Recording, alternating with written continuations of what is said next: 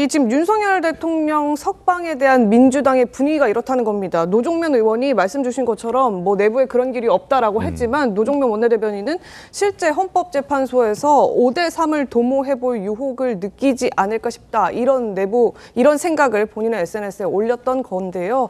지금 이 윤석열 대통령 석방에 대한 민주당 현재 분위기 이렇다고 합니다. 어제 의원총회에서 민주당 8일 오후 윤석열 대통령 석방 이후에 열린 민주당 의원총회, 윤석열 대통령 헌재에서 파면당하고 구속 상태에서 형사재판이 이루어질 거라고 방심을 했던 것 아니냐, 이런 목소리를 냈다고 합니다. 그러면서 지금 친명계 한 의원은 이런 얘기를 또 했다고 하거든요. 이미 선거가 시작된 것처럼 하지 않았느냐. 우리 이미 대통령 탄핵 인용될 거라고 이미 기정사실화하고 이미 조기 대선을 준비해온 것처럼 시작된 것처럼 하지 않았느냐. 이런 얘기를 했다고 합니다.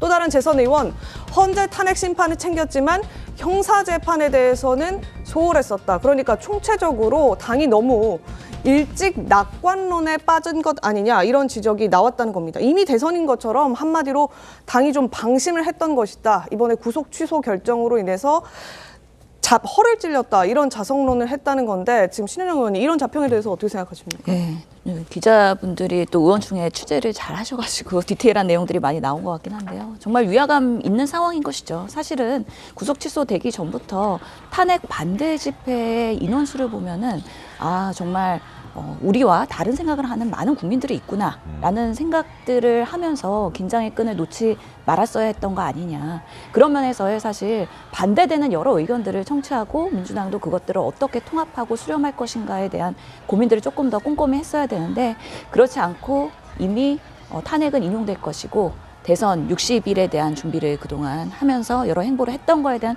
자성의 목소리인 것 같기도 합니다. 그래서 정말 끝날 때까지 끝나봐야 안다라는 것이 이번에 다시 한번 느껴졌던 거고요. 구속 취소를 하는 사례들이 거의 없다고 하지 않습니까?